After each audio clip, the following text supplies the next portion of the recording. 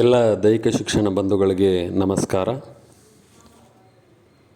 ಇವತ್ತು ರಾಜ್ಯ ನಡಾವಳಿ ಎಲ್ಲ ಶಿಕ್ಷಕ ಬಂಧುಗಳಿಗೆ ತಲುಪಿದೆ ಅಂತೇಳಿ ನಾನಾದರೂ ಭಾವಿಸ್ತೇನೆ. ಇದರಲ್ಲಿ ತುಂಬ ಕ್ಲಿಯರಾಗಿ ಹೇಳಿದ್ದಾರೆ.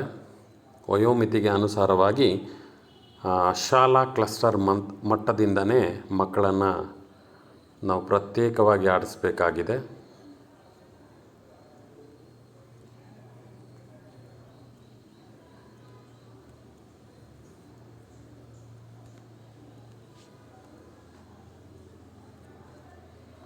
ಇಲ್ಲಿ ಕ್ಲಿಯರ್ ಆಗಿದೆ.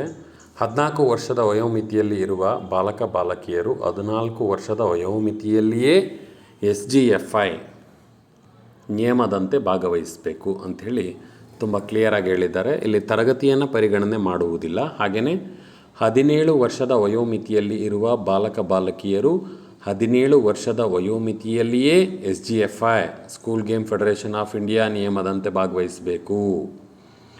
14 ವರ್ಷದ ವಯೋಮಿತಿಯಲ್ಲಿ ಭಾಗವಹಿಸುವ ತಂಡಗಳು ಹೋಬಳಿ ಕ್ಲಸ್ಟರ್ ಹಂತದಲ್ಲಿಯೇ ಶಾಲಾ ತಂಡದಿಂದಲೇ 6ನೇ ತರಗತಿಯಿಂದ 14 ವರ್ಷದ ವಯೋಮಾನದವರೆಗೂ ಭಾಗವಹಿಸಲು ಅವಕಾಶವಿರುತ್ತದೆ.